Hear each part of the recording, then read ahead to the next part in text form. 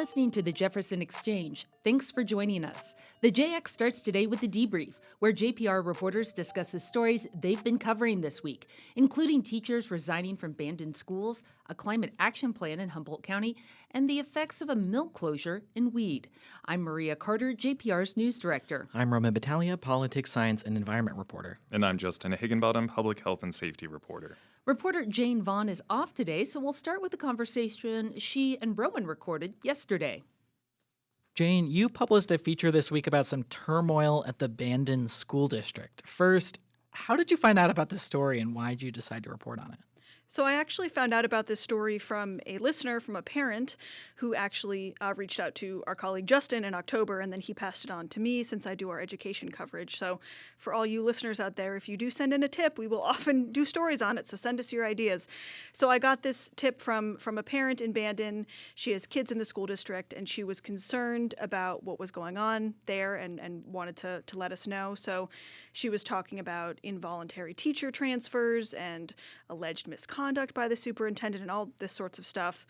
And so I spoke with her first, just off the record, taking notes. And then as a reporter, obviously the first step is let's go check this out. You have to verify everything.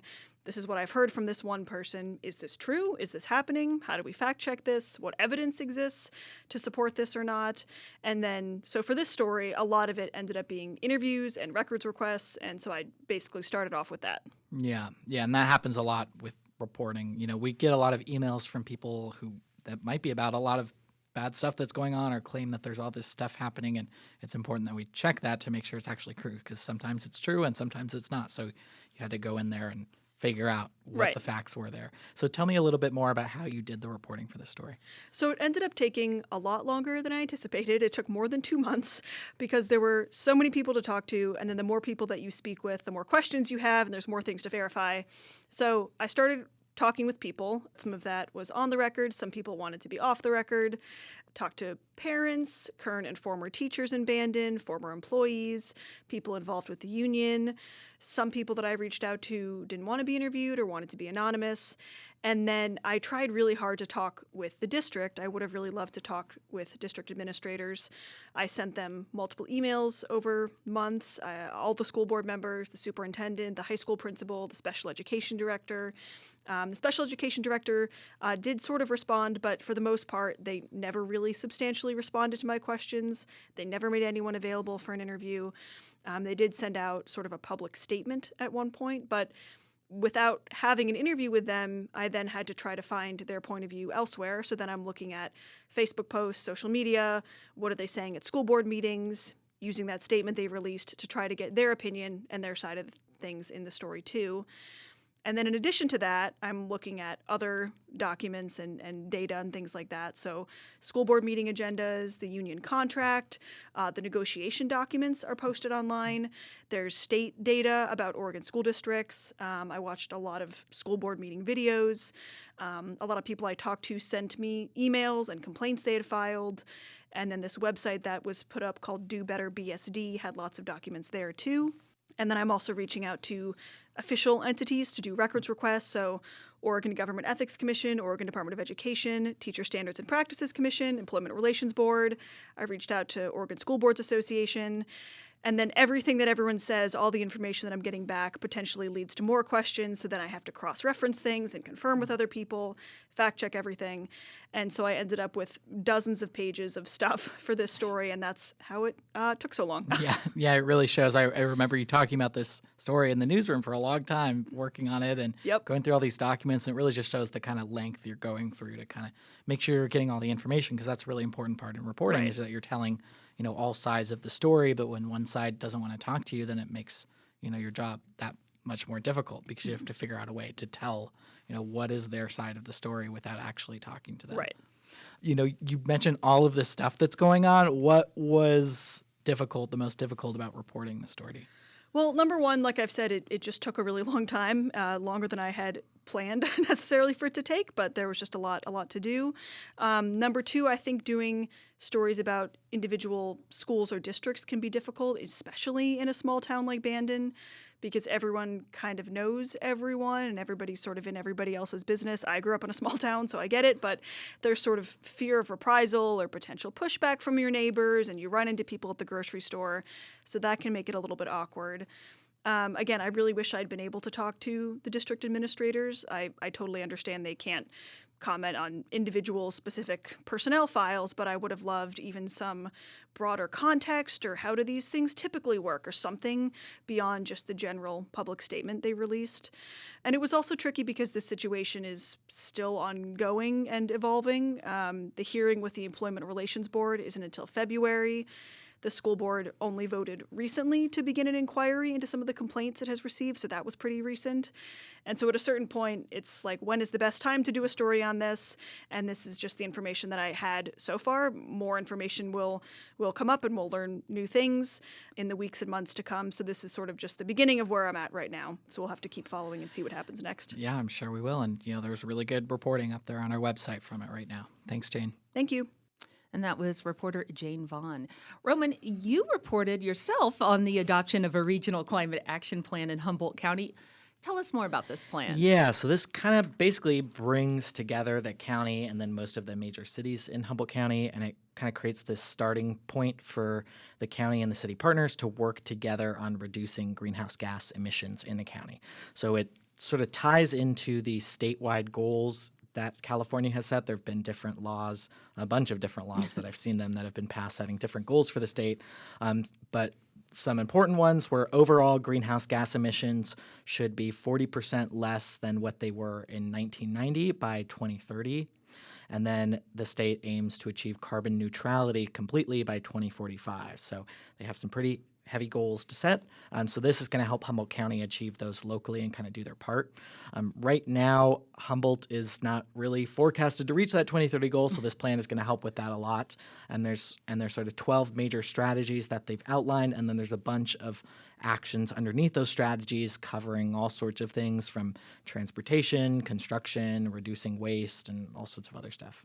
I think we've heard about these globally. Are climate action plans something that's common for cities and counties to enact? Kinda. It depends. I mean, we do have data for California specifically for the numbers of cities and counties that have developed one. It's not a mandatory thing, but it is encouraged by the state to do. So right now, just over half of counties have adopted one or are working on a plan, and then that's about the same for the number of cities in California. Most of the counties that haven't done one are the kind of rural counties with smaller populations, which is sort of to be expected. But, in Oregon, it's kind of harder to tell how many places have adopted one because there's not really a centralized database. Oregon has this statewide climate action plan, and they're doing a lot of statewide stuff, but it's not necessarily like county to county, city to city. But like Jackson County, Medford, Ashland, and Grants Pass have all adopted their own sort of versions of climate action plans. And so what kind of changes can Humboldt County residents expect because of this? Yeah, I mean, don't expect anything like immediately to change.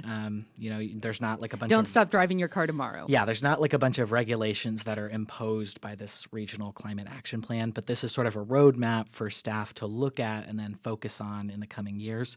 The biggest area they're going to be looking at is transportation because that's by far the biggest contributor to greenhouse gas emissions in Humboldt County. They have a pretty poor public transportation infrastructure, so a lot of people are relying on cars, and they have to ship a lot of things into Humboldt County because it's a pretty remote area separated from a lot of California. It's harder to get those supplies in. So, they're talking about things like expanding access to electric vehicle charging, increasing access to public transportation, and also like creating decarbonization plans for buildings and stuff. Some of this is like funding things like, staff should be applying for the X amount of grants every year, something related to electric vehicle charging or something, or it could just be like, let's develop a plan for decarbonization for this. So there's different kind of things that staff should be looking at. A lot of it is building on what's already working in the county and what is already working really well. But there is some new stuff, and it kind of gives a place for staff to look at, to hone in on, and prioritize as they're working on this.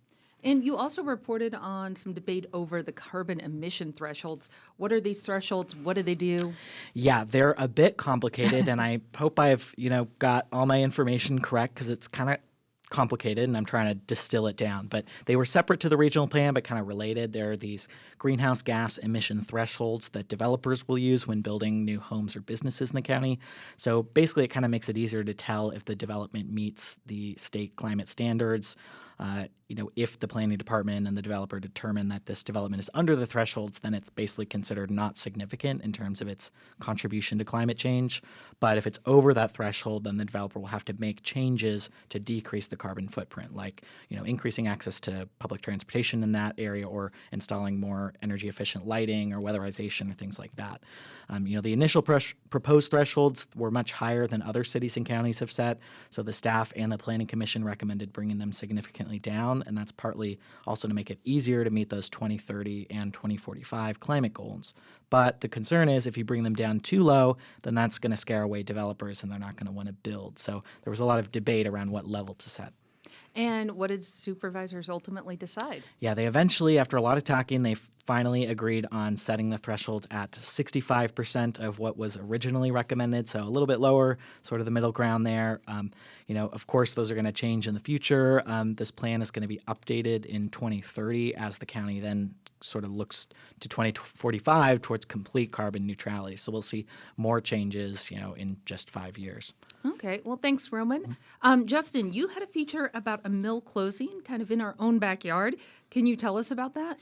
Yeah, this was the Roseburg Forest Products mill in Weed, that's in Siskiyou County. And earlier this month, Roseburg announced it would be stopping operations at the mill and laying off all of its 140 or so workers, which maybe that doesn't sound a lot, although it kind of sounded a lot for me, but especially for Weed and the county, this is a really big deal. So Siskiyou County is very rural, not a lot of people live there, and there's not a lot of well-paying jobs, especially for those without a college education. And the mill really was that. So you'd get over $20 an hour. It was a union job. You'd get benefits through that.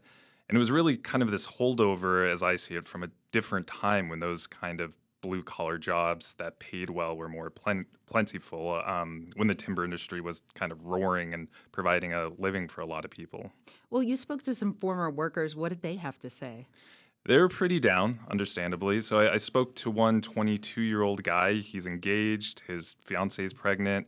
He doesn't have a college degree, and this mill job was really a way for him to raise a family in the area. He told me he really looked up to people who had spent years working at this mill and kind of risen from the bottom into a really well-paying career.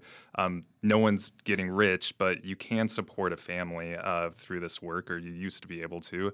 And, he and his fiancée were discussing buying a home and making all of these plans, and that's kind of fallen away after the mill's closed. And you can imagine these knock-on effects of the mill closing. It's not only impacting the workers, but businesses will suffer, schools will suffer, especially if people leave the county. That can lead to more layoffs, and that's a kind of spiral that happens in these former timber areas, and it's something people really want to avoid in Weed. Yeah, and just reporting this, you found kind of an interesting history there in Weed, right? Yeah, Weed's a cool place. So my fiance has family nearby, so I've been there a few times, and I really like the place. It's very charming. Weed takes its name from Abner Weed. He was a timber entrepreneur who bought a mill there in 1897. And for much of its history, Weed was this kind of company town, with the mill as the main employer. At its peak, 1,700 workers were employed at the mill. But as the timber industry declined, Weed, took a hit like a lot of towns in the county. The town's population fell by a third since 1960. And since then, it's still going, but businesses have sort of struggled there. And how has the city reacted to the mill closing? That was a big part of the story. So the community has really come together very quickly to support these former workers and families. There's a GoFundMe campaign. Cafes are offering meals. Social media is sort of flooded with people wanting to help.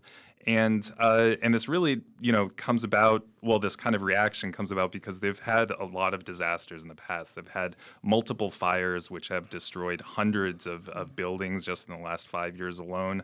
And the community has kind of been trained to come together, it seems, seems like, and really support each other. So less than a week after the mill closed, the college set up a job fair where college staff were helping with resume building and offering enrollment opportunities. Employers were there. So I visited that college fair, and it was really nice to see the community come together so quickly to help these former workers. And very quickly, what's next for Weed? We don't know. Very early days, Roseburg might sell the mill to another company, but the CEO said that they're evaluating options for the site to continue to support jobs in the local economy, and the city wants to figure something out too for that facility. Okay, thanks, Justin. That's it for the debrief this week. Thank you for listening. You can reach the newsroom with comments on our coverage and suggestions for things we should cover in the future through our news tip line. That's on our website, ijpr.org. And you can find this program and more at jeffexchange.org or your favorite podcast platform.